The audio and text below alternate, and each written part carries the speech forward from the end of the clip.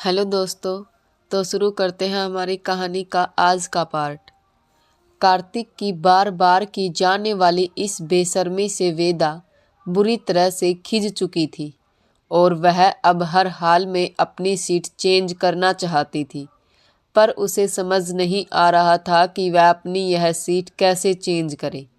थोड़ी देर तक सोचने के बाद उसने एक क्रू मेंबर को बुलाकर कहा, आपकी फ़्लाइट में एक प्राइवेट कैबिन भी है शायद। मैं उसका किराया पे कर उसमें शिफ्ट होना चाहती हूँ। क्या यह पॉसिबल है? Any problem ma'am?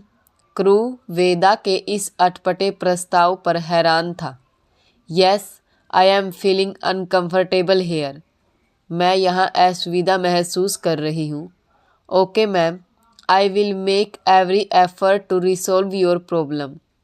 ठीक है मैम, आपका प्रॉब्लम सॉल्व करने में मैं पूरी कोशिश करूँगा। जैसे ही क्रू वहाँ से गया, कार्तिक ने बेशर्मी से मुस्कुराते हुए वेदा से कहा, क्या हुआ डॉक्टर वेदा? अगर कोई प्रॉब्लम है तो मुझे बताइए ना, मैं आपकी हेल्प करूँगा। वेदा को कार्तिक की इस ढिठाई पर गहरा आश्चर्य हुआ। उसने घूर कर कार्तिक की तरफ देखा तो वह अपने एक कान में से ईयरबड निकालता हुआ और उसे देखकर मुस्कुराए जा रहा था। ओह, तो इस बेशरम ने वह सब सुना ही नहीं जो मैंने क्रू से कहा था। सोचते हुए वेदा के मन में घृणा और गुस्से की लहर दौड़ गई। अभी उसका वश चलता तो वह गुस्से में कार्तिक के साथ जाने क्या कर देती, लेकिन यह उसका दुर्भाग्य और कार्तिक का सौभाग्य था कि उनकी मुलाकात फ्लाइट में हुई थी। अभी वेदा अपने गुस्से पर काबू पाने की कोशिश ही कर रही थी कि वो क्रू वेदा के पास आया जिससे वेदा ने रिक्वेस्ट की थी। क्रू ने आते ही वेदा से कहा, मैम, आपके कहे अनुसार हमारे प्राइवेट कैबिन में अरेंजमेंट तो हो गई हैं, पर एक प्रॉब्लम है। कैसी प्रॉब्लम? वेदा ने बेताबी से पूछा। वह प्राइवेट कैबिन मिस्टर नेथानी ने बुक कराया हुआ है और हमारी रिक्वेस्ट पर वे आपके साथ शेयर करने को तैयार हैं। अगर आपको कोई प्रॉब्लम न हो तो आप वहां शिफ्ट कर सकती हैं। क्रू की बात सुनकर वेदा सोच में पड़ गई कि किसी ने अपनी सुविधा के लिए इंटरनेशनल फ़्लाइट का एक्सपेंसिव प्राइवेट कैबिन बुक कराया है, तो वह उसे मेरे साथ शेयर करने को क्यों तैयार हो गया। वेदा की बगल में बैठे कार्तिक के कानों में अभी ईयरबड्स नहीं थे, तो उसे वेदा और क्रू की सारी बातचीत साफ साफ सुनाई दे रही थी। इस तरह अकारण वेदा के अपनी बगल से उठ शिफ्ट करते जाने को तैयार देख कार्तिक मायूस हो वेदा से बोला, एक्सक्यूज़ मी डॉक्टर वेदा, आप यह सीट क्यों छोड़ रही हैं? क्या मुझसे कोई गलती हो गई है? वेदा ने व्यंग्य और दुख से हल्की मुस्कुराहट के साथ कार्तिक को देखा। उसकी आंखों के सामने अपनी जिंदगी के सबसे दुखद दिन तैर गए। इसी कार्तिक की बर्बर करतूत के कारण वेदा प्रेग्नेंट हो गई थी और जब उसे अपनी प्रेगनेंसी का पता चला था, पहले तो वह समझ नहीं पाई थी कि क्या करें। थोड़े देर तक दुख और दर्द भरी पीड़ा के साथ अवाक बैठे रहने के बाद जब उसे कुछ समझ नहीं आया तो वह अपनी माँ सतावरी के गले लग रोने लगी। सतावरी ने उसे दिलासा देते हुए कहा, रोने से कुछ नहीं होगा बेटी, चलकर एबॉर्शन की बात करते हैं डॉक्टर से। सतावरी की इस बात से वेदा को थोड़ी राहत महसूस हुई और उन दोनों ने गायनोलॉजिस्ट के पास जाकर एबॉर्शन के लिए पूछा, तो गायनोलॉजिस्ट ने सतावरी की तरफ देखते हुए कहा, ठीक है, लेकिन वेदा के हम पहले कुछ टेस्ट करेंगे, फिर एबॉर्शन होगा। वैसे किसी प्रकार की कोई जेनेटिक या मेडिकल प्रॉब्लम तो नहीं है ना? डॉक्टर का सवाल सुनते ही सतावरी गंभीर हो गई और बोली, वेदा को हार्मोनल इम्बैलेंस की प्रॉब्लम बचपन से है, जिस कारण इसका वेट भी कंट्रोल नहीं हो पाता। क्या आपको इसका ट्रीटमेंट नहीं करवाया? कुछ समय के ट्रीटमेंट के बाद आजकल यह ठीक हो जाता है। ट्रीटमेंट चल रहा था, लेकिन उसी समय वेदा के पापा का एक एक्सीडेंट में देहांत हो गया तो पैसों की कमी के कारण ट्रीटमेंट बंद करना पड़ा। बाद में वेदा ने कहा कि पहले वह अपनी पढ़ाई पूरी करेगी, फिर अपना ट्रीटमेंट अपने पैसों से करा लेगी, लेकिन जो भी मैं कमा पाती हूँ उससे वेदा की अच्छी शिक्षा पर ही खर्च करती हूँ। फिर यह प्रेगनेंसी कैसे? डॉक्टर ने आश्चर्य से पूछा। डॉक्टर का सवाल सुन शतावरी की आंखें भर आई और उसने उसकी सारी कहानी डॉक्टर को कह सुनाई। सुनकर डॉक्टर दुख भरे स्वर में बोली, मैं दिल से चाहती हूँ कि वेदा का एबॉर्शन करूँ, लेकिन इसकी मेडिकल कंडीशन मुझे इसकी इजाज़त नहीं देते। इसलिए वेदा को अब जी कड़ा कर इस बच्चे को अपनाना पड़ेगा और बच्चे की परवरिश के साथ साथ अपना करियर भी बनाना होगा। डॉक्टर की बात सुन वेदा को जोरों की रुलाई आई, लेकिन डॉक्टर के सामने वह बर्दाश्त कर बैठी रही। शतावरी का कलेजा भी डॉक्टर की बात सुन फटा रहा था, पर किसी तरह अपने आप को दृढ़ कर उसने कहा, क्या इस गर्भ से छुटकारा का कोई और तरीका नहीं है? दुखी हो डॉक्टर ने ना में गर्दन हिला दिया और चेहरा नीचे कर लिया।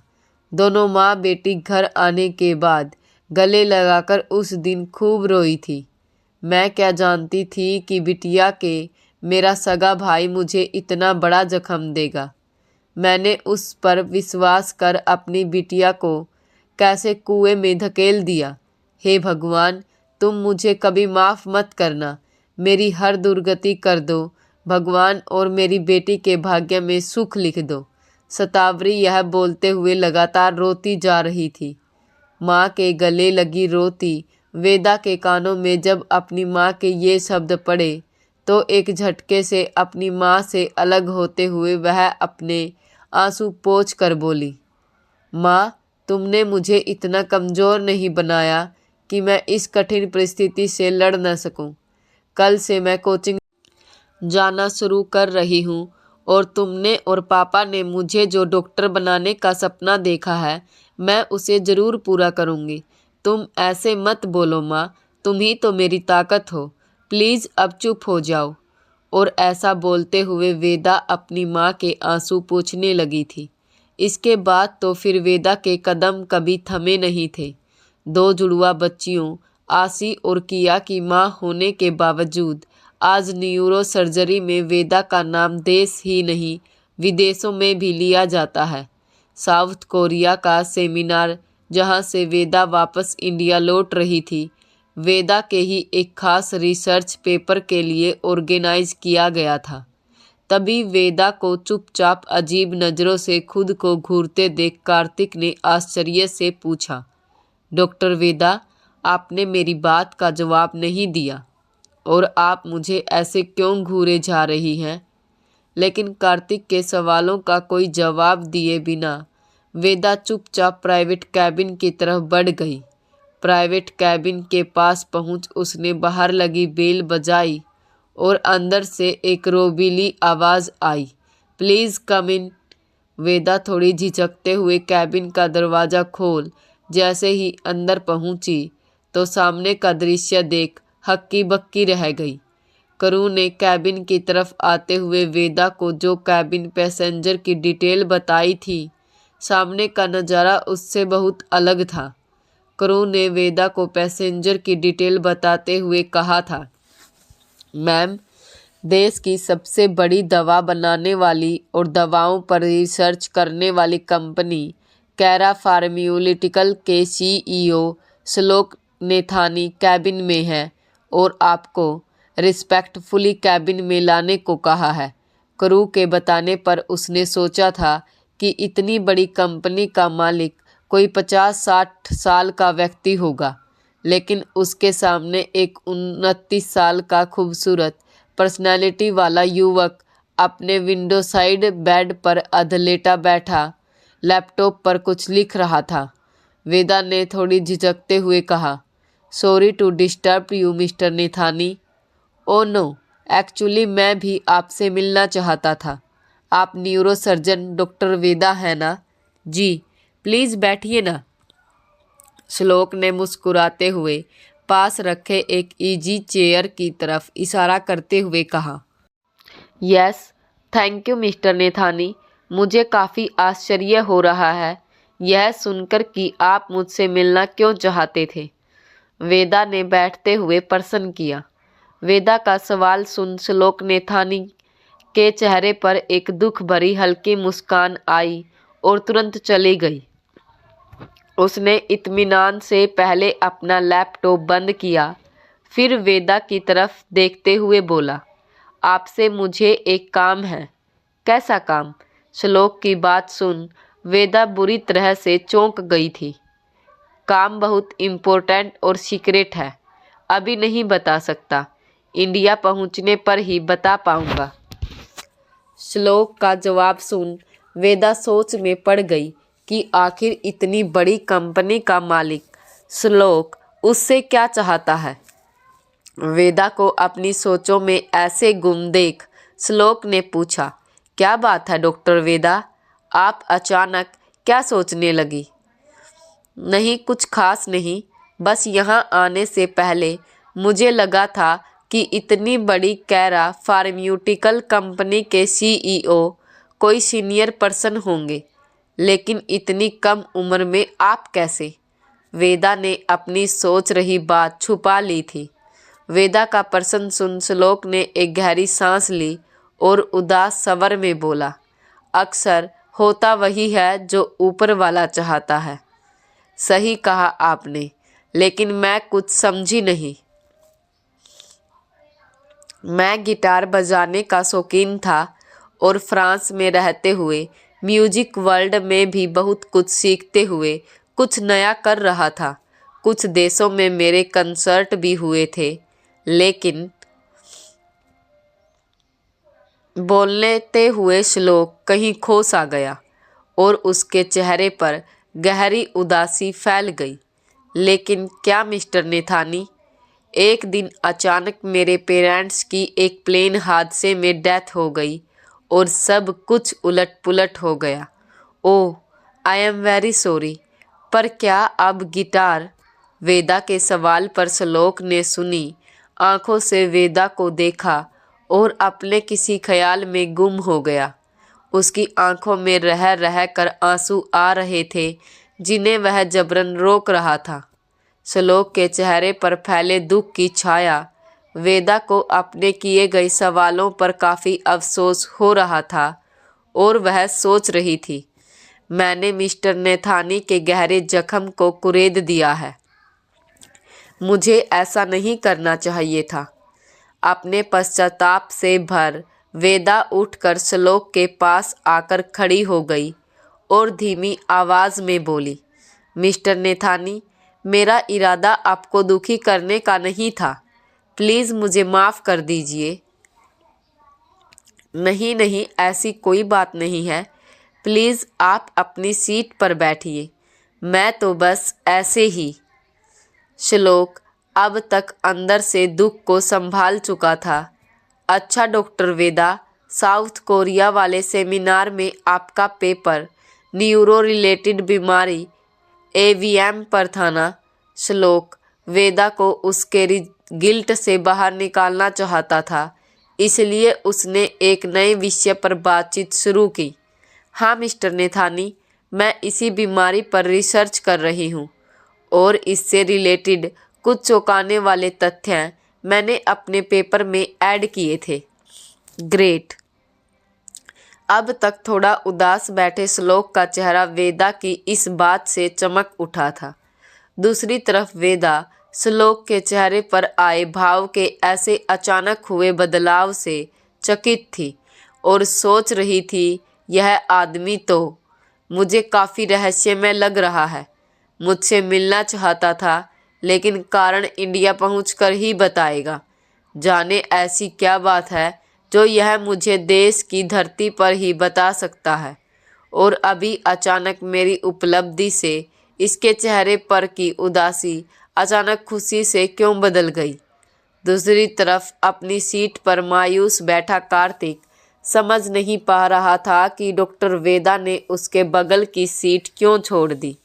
उसके ज़हन में उस वेदा का नाम तो कहीं था ही नहीं जिसे उसने जलील कर आधी रात में घर से निकाल दिया था, क्योंकि गुस्से और नफरत से भरे होने के कारण न तो अपनी नवब्याहता पत्नी का चेहरा ठीक से देखा था और न ही उसका नाम जानने की कोशिश की थी।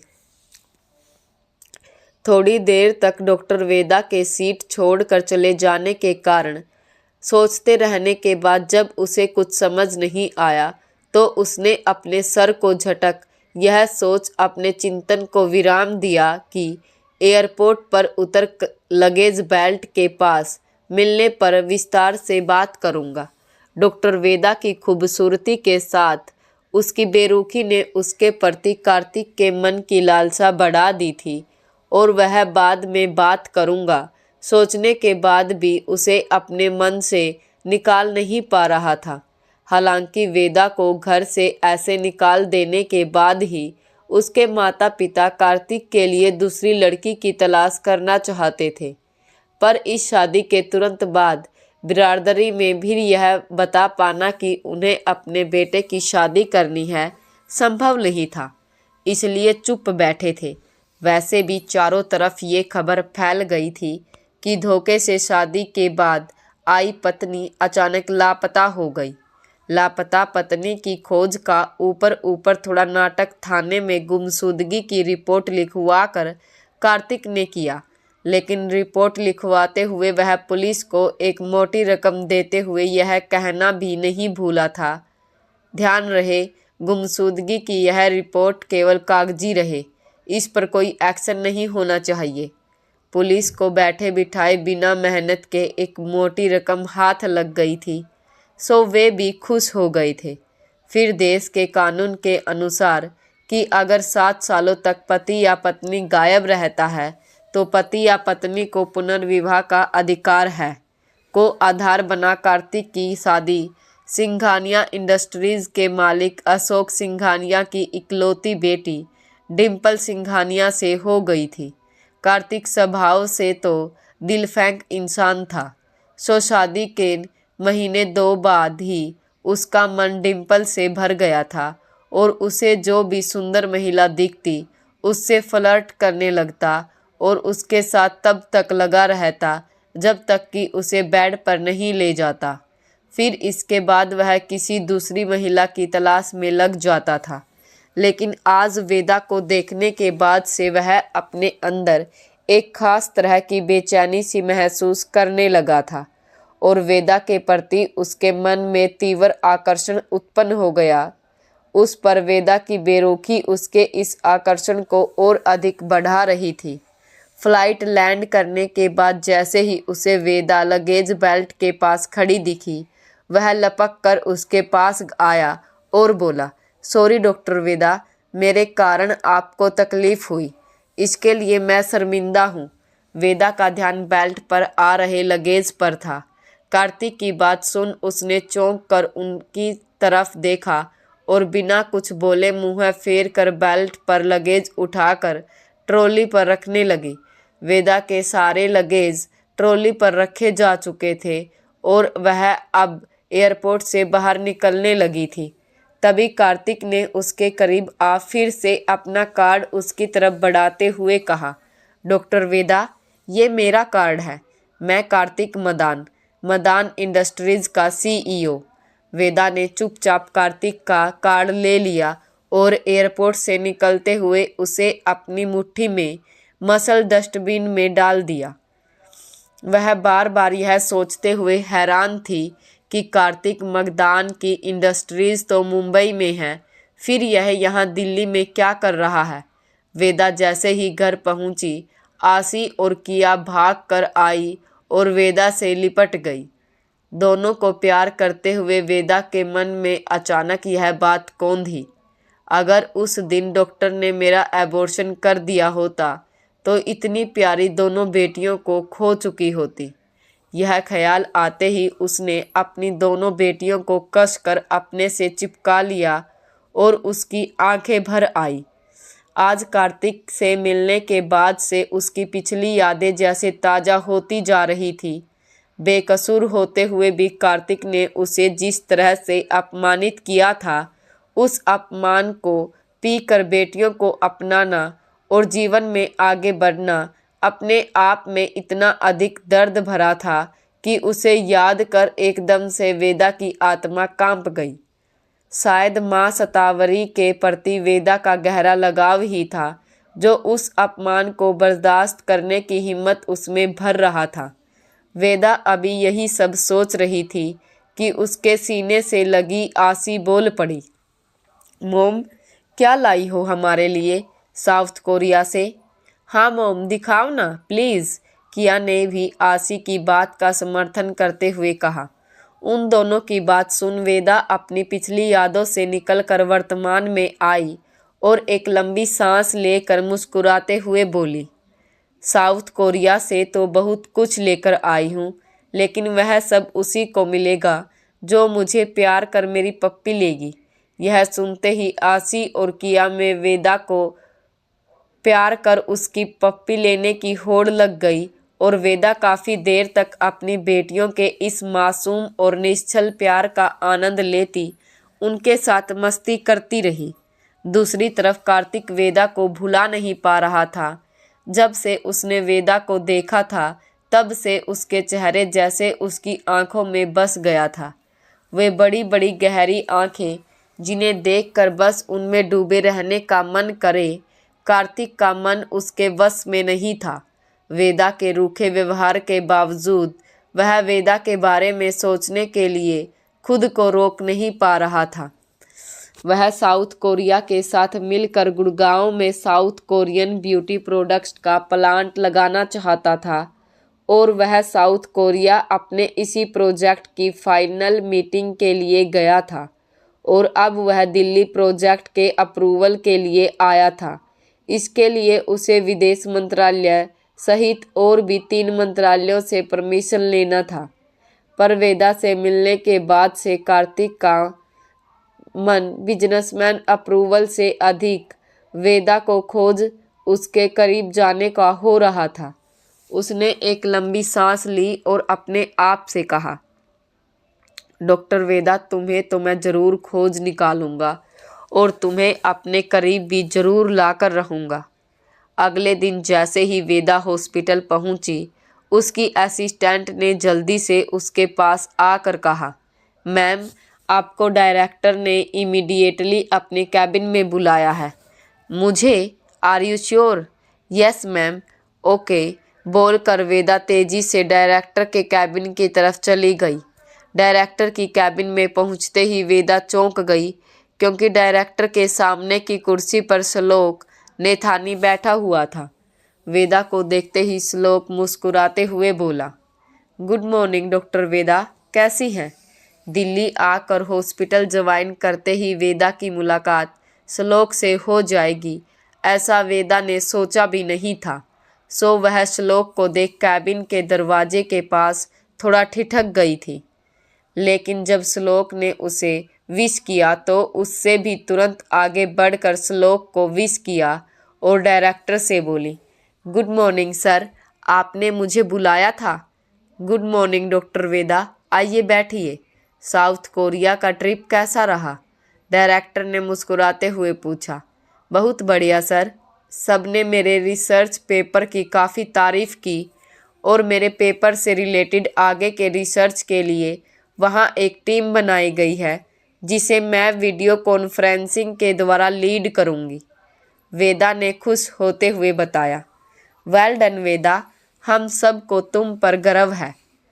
Thanks a lot sir. अच्छा, अब इनसे मिलो, ये हैं श्लोक Nethani, कैरा pharmaceutical. Yes sir, flight में मिस्टर नेथानी से मुलाकात हो चुकी है। ग्रेट, फिर तो मुझे आगे कुछ कहने की ज़रूरत ही नहीं है। मिस्टर नेथानी से तुम खुद ही बात कर लो। यस सर, बोल वेदा श्लोक की तरफ मुड़कर बोली। मिस्टर नेथानी, प्लीज़ कहिए। याद है डॉक्टर वेदा, मैंने फ़्लाइट में कहा था कि मैं आपसे मिलना चाहता हूँ। मुझे आपसे एक बेहद ज़रूरी काम है जिसे मैं इंडिया पहुंचकर ही बता पाऊंगा। यस मिस्टर नेथानी, मुझे याद है। प्लीज़ बताइए ना, ऐसा क्या काम है मुझसे। तो दोस्तों, ये थी हमारी आज की कहानी। कैसी लगी कहानी कमेंट करके ज़रूर बताएं। वीडियो अच्छी लगी हो तो वीडियो को लाइक कर दीजिए और हाँ, हमारे चैनल को सब्सक्राइब ज़रूर करें और वीडियो को ज़्यादा से ज़्यादा शेयर करें। धन्यवाद।